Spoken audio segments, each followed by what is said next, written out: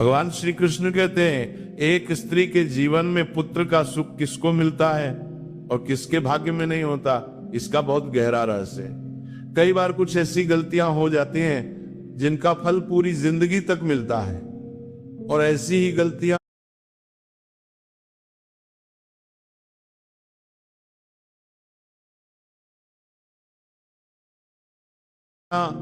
एक पतिव्रता स्त्री को कभी नहीं करनी चाहिए, नहीं तो चाहे वो कितनी भी पूजा पाठ कर ले, उसे पुत्र का सुख नहीं मिल पाता।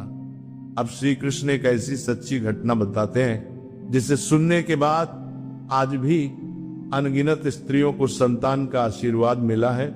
इसलिए इस कथा को मन लगाकर अंत तक सुनना बहुत जरूरी है। भगवान श्री कृष्ण कहते हैं, एक समय की बात है, माता लक्ष्मी पृथ्वी लोक पर भ्रमण कर रही थी। उन्होंने देखा कि बहुत सी स्त्रियां दुखी हैं। कोई कह रही थी कि उसे संतान नहीं हो रही है, कोई कह रही थी कि उसे पुत्र नहीं मिल रहा है। यह देखकर माता लक्ष्मी का मन बेचैन हो गया। वे तुरंत श्री विष्णु के पास गईं और बोली, प्रभु, आज मैंने पृथ्वी पर बहुत दुख देखा। कोई स्त्री निसंतान है, कोई पुत्र के लिए तरस रही है। आखिर ऐसा क्यों होता है? किस स्त्री के भाग्य में पुत्र नहीं होता? और कौन सा ऐसा उपाय है जिसे करने पर पुत्र जरूर मिलता है? भगवान विष्णु माता लक्ष्मी की बात सुनकर मुस्कुराए और बोले, हे देवी, तुम्हारे सभी प्रश्नों का उत्तर एक ही कथा में छुपा है। यह कथा इतनी प्रभावशाली है कि इसे सुनने भर से भी सौभाग्य जाग उठता है, इसीलिए इसे ध्यान से सुनना। ये कथा केवल एक कहानी नहीं बल्कि पूरे पृथ्वी लोक के लिए एक वरदान के समान है। माता लक्ष्मी उत्साहित होकर बोली, प्रभु, मैं पूरी श्रद्धा के साथ सुनने को तैयार हूं। कृपया तुरंत कथा आरंभ कीजिए। चाहे कुछ भी हो जाए, मैं इसे पूरा सुनकर ही उठूंगी। भगवान विष्णु ने कथा प्रारंभ की। एक गांव में एक बहुत बड़ा सेठ रहता था। सेठ अपनी पत्नी से इतना प्रेम करता था कि उसके बिना एक पल भी नहीं रह पाता था। सेठ के दो बेटे थे। बड़ा बेटा सच में बहुत अच्छा, शांत और ईमानदार था। उसकी पत्नी भी बेहद संस्कारी, मेहनती और सेवा भाव वाली थी।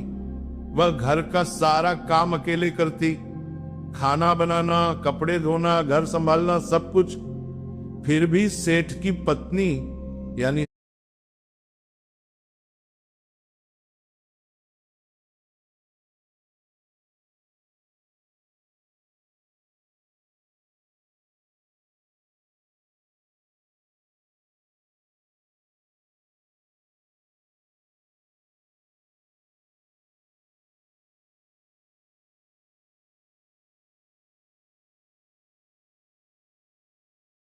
सास बड़ी बहू को हमेशा अपमानित करती रहती थी।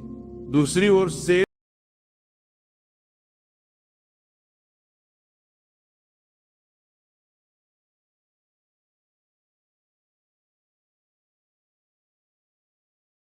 का छोटा बेटा और उसकी माँ दोनों बेहद कठोर और दुष्ट स्वभाव के थे।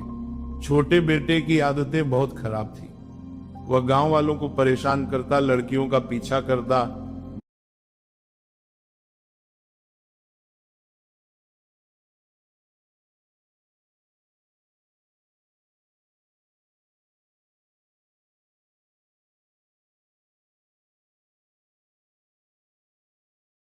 मारपीट करता, गलत कामों में लगा रहता। गांव का हर व्यक्ति उससे डरता था। कुछ समय बाद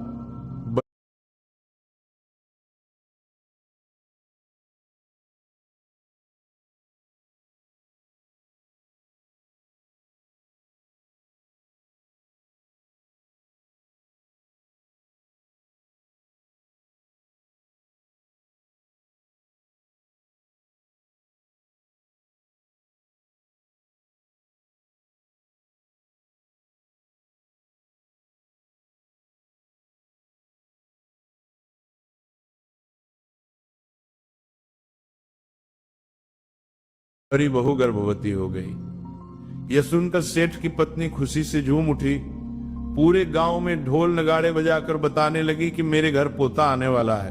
वो बहू को काम नहीं करने देती और खुद ही सब काम करने लगती, क्योंकि अब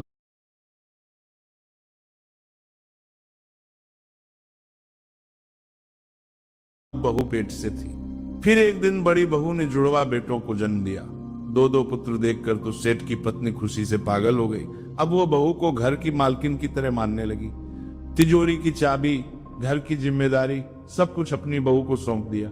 इसी बीच एक और कहानी चल रही थी। सेठ का छोटा बेटा एक बेहद सुंदर लड़की से प्रेम करता था। उसकी सुंदरता की चर्चा पूरे गांव में थी। हर युवक चाहता था कि वह लड़की उसकी पत्नी बने, लेकिन वह लड़की किसी और लड़के से शादी करने वाली थी। ये बात सुनकर छोटा बेटा आग बबूला हो गया और शादी वाले ही दिन उसने उस लड़की को जबरदस्ती उठा लिया और भागकर मंदिर में उससे शादी कर ली। अब भगवान विष्णु माता लक्ष्मी को बताते हैं, हे देवी, इस छोटी बहू की कहानी में ही तुम्हारे सारे प्रश्नों का उत्तर छुपा है। अभी आगे जो होगा वही बताएगा कि कौन सी स्त्री के भाग्य में पुत्र का सुख नहीं होता और क्यों नहीं होता। भगवान विष्णु आगे बोले, सेठ के छोटे बेटे की पत्नी का नाम था राधिका। बेचारी राधिका सुबह से शाम तक अकेले पूरे घर का काम करती थी, जबकि बड़ी बहू अब घर की रानी जैसा जीवन जी रही थी। भक्तों, राधिका सुबह से शाम तक घर का हर छोटा बड़ा काम करती थी, पर फिर भी उसकी सास और बड़ी बहू उसे कभी अच्छा नहीं समझती थी। चाहे राधिका कितना भी मेहनत कर ले, कितनी भी सेवा कर ले, दोनों उसे हर वक्त डांटना, ताना मारना और परेशान करना ही अपना काम समझती थी। घर में रहने वाली सेठ की पत्नी के दिल में राधिका के लिए जरा भी दया, प्रेम या इंसानियत नहीं थी। ये बात आगे चलकर राधिका के लिए बहुत खतरनाक साबित होने वाली थी। न्यूज़ 18। एक दिन राधिका घर में झाड़ू लगा रही थी। वह अपने काम में इतनी खोई हुई थी कि उसे अंदाजा भी नहीं था कि उसकी सास आज उसके साथ क्या करने वाली है। सास गुस्से से बोली, इतनी देर हो गई और अभी तक तू झाड़ू ही लगा रही है। मैं मंदिर जा रही हूं, जब तक लौटूंगी तब तक खाना तैयार।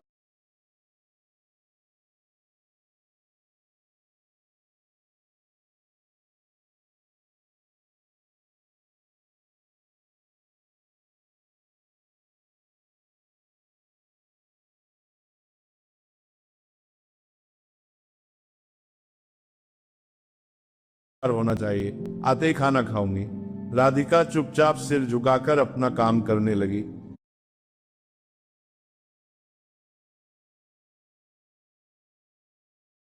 घर की सफाई खत्म करते ही वह रसोई में खाना बनाने लगी और मन में सोचने लगी, मैं कितना काम करती हूँ, फिर भी मेरी सास मुझे कभी प्यार से बात तक नहीं करती। बड़ी बहू से इतना प्यार और मुझसे इतना नफरत क्यों? तभी अचानक दरवाजे पर किसी ने दस्तक दी। राधिका ने सोचा, अरे खाना तो अभी तैयार भी नहीं हुआ, लगता है सासू माँ आज मंदिर से जल्दी ही आ गई हैं, अब तो मुझे बहुत डांट पड़ेगी।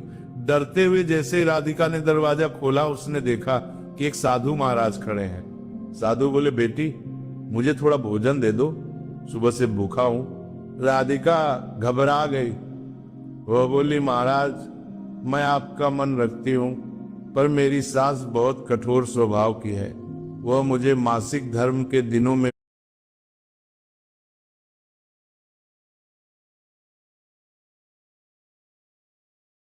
भी नौकरानी से ज्यादा काम करवाती है।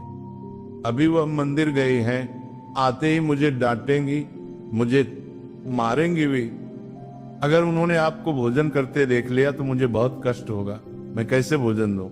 साधु ने प्रेम से कहा, बेटी थोड़ा सा ही दे दो, मैंने आज कुछ भी नहीं खाया है। साधु की यह बात सुनकर राधिका का दिल पसीज गया। उसने डरते डरते साधु को अंदर बुलाया और बोली, महाराज आइए, मैं आपको अपने हिस्से का भोजन दे देती हूँ। लेकिन उसके हाथ कांप रहे थे। बार बार उसका मन कह रहा था, अगर सासू माँ अभी आ गई तो मेरा क्या होगा? साधु जैसे ही अंदर आए, उनका सामना बड़ी बहू से हुआ। बड़ी बहू उस समय दोबारा गर्भवती थी। साधु ने एक नजर उसे देखा और मुस्कुराकर बोले, बेटी तुम्हारे घर में सौभाग्य आने वाला है। तुम्हें इस बार एक सुंदर सी पुत्री की प्राप्ति होगी। वह तुम्हारे घर को खुशियों से भर देगी।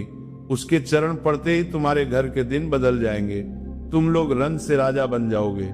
बड़ी बहू यह सुनकर खुश तो हुई, पर साथ ही बहुत घबरा गई। उसे पता था कि सासू माँ को अगर ये पता चल गया कि इस बार भी लड़की होने वाली है तो वो बहुत क्रोधित होंगी। उसने मन ही मन भगवान से प्रार्थना की, प्रभु मेरी रक्षा करना। इतने में राधिका साधु को भोजन लेकर पहुंची। वो भी सारी बातें सुन चुकी थी। बड़ी बहू डरते हुए बोली, राधिका प्लीज सासू माँ को इस बारे में मत बताना, मैं सही समय पर उन्हें समझा दूंगी। मैं कोति प्रवाद करके पोती। साधु ने राधिका की ओर मुड़कर कहा, बेटी तुम्हें भी पहला संतान बेटी ही होगी। राधिका ये सुनकर चौंक गई, पर उसने कुछ नहीं कहा। इसी बीच अचानक दरवाजा जोर से खुला। सासू माँ मंदिर से वापस आ गई थी। जैसे ही उन्होंने साधु को भोजन करते देखा, उनकी आंखों में आग भर गई। वह चिल्लाई, यह मेरा घर है या कोई धर्मशाला? कोई भी आ जाए और तू खिलाती रहे। अन्न मुफ्त में आता है क्या? और तूने इसको खाना क्यों दिया? घर के लोग क्या खाएंगे? सास ने गुस्से में साधु को धक्के मारकर बाहर निकाल दिया और उनका खाना जमीन पर पटक कर फेंक दिया। फिर राधिका पर बरस पड़ी, तूने साधु को भोजन क्यों दिया?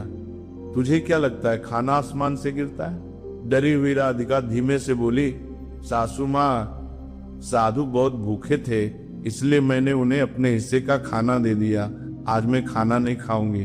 वह रात राधिका बिना खाए ही सो गई, पर किसी ने उससे पूछने तक की जहमत नहीं की। जब उसका पति रात को काम से लौटा, उसे सारा हाल पता चला।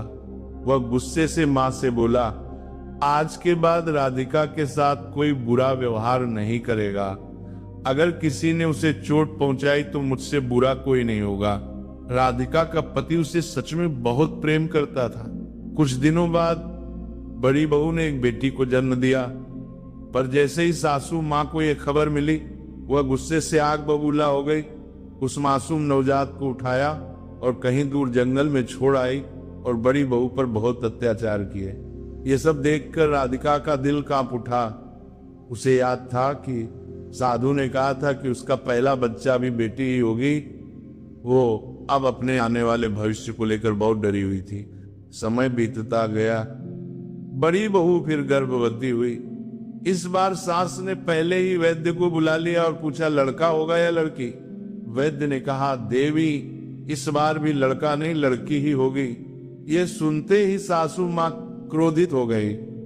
उन्होंने बड़ी बहू को गर्भ गिराने के लिए मजबूर किया और आगे कहा, अब से तू कोई संतान नहीं करेगी। जन्म लेने से पहले ही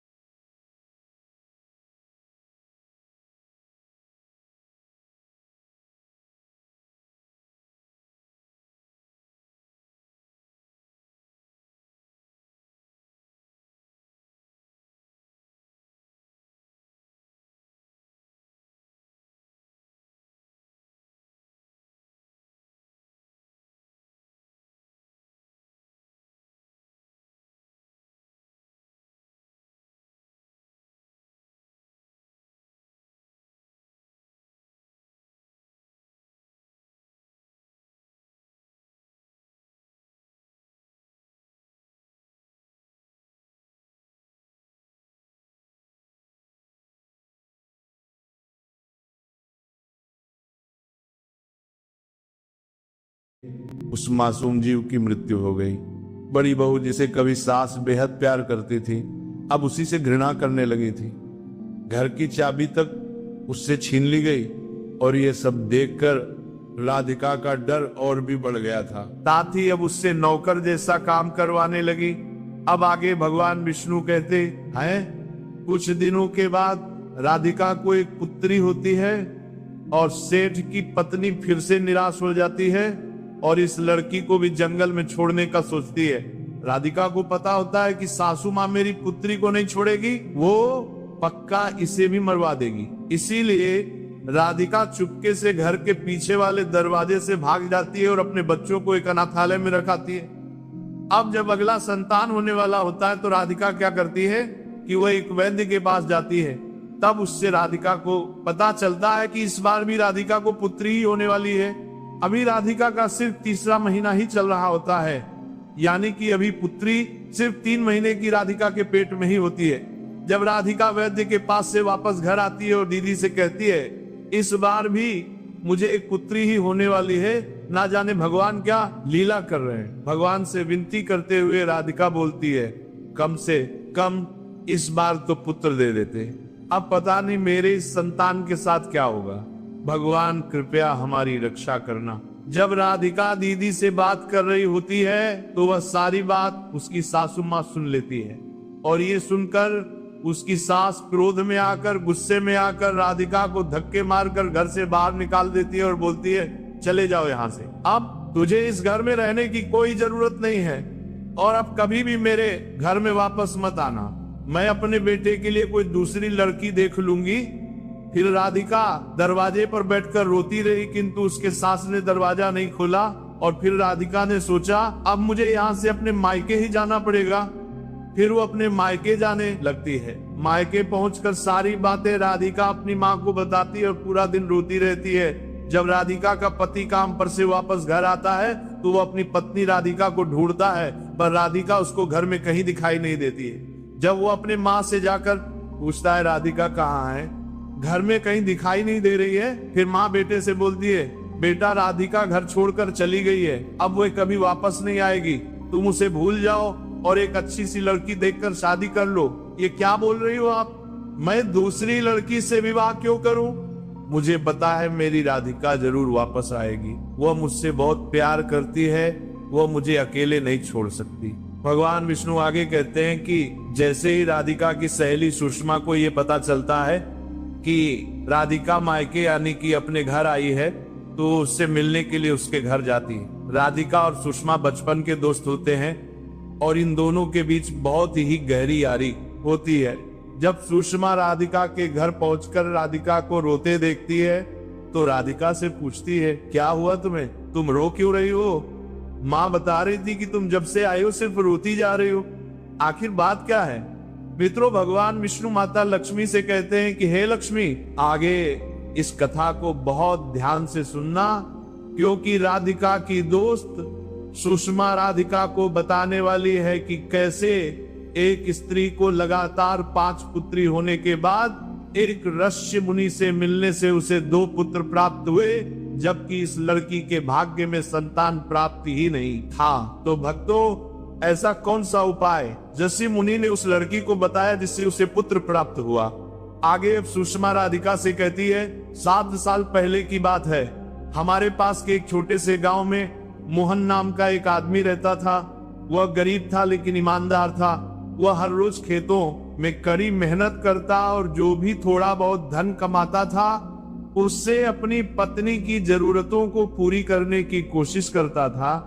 क्योंकि उसकी पत्नी माधवी बहुत ही सुंदर थी, गांव में उसकी खूबसूरती के चर्चे दूर दूर तक थे, लेकिन माधवी के दिल में मोहन के लिए न तो प्यार था न ही कोई सम्मान। शादी के बाद माधवी को जल्दी ही एहसास हो गया कि मोहन उसे वो ऐसो आराम नहीं दे सकता जिसकी उसे चाहत थी।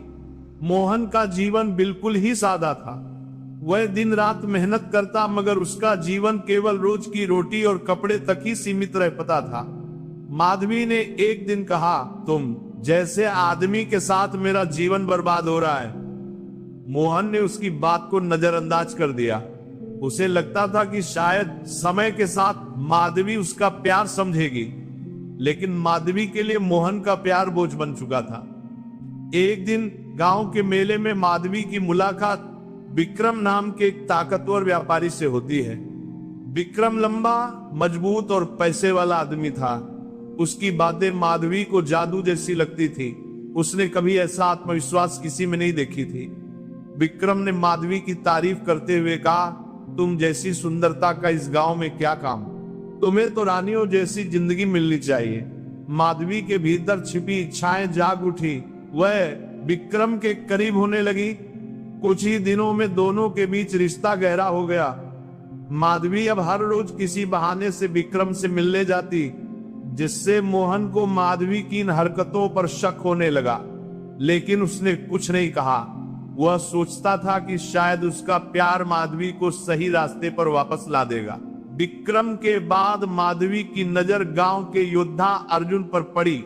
अर्जुन शक्तिशाली और आकर्षक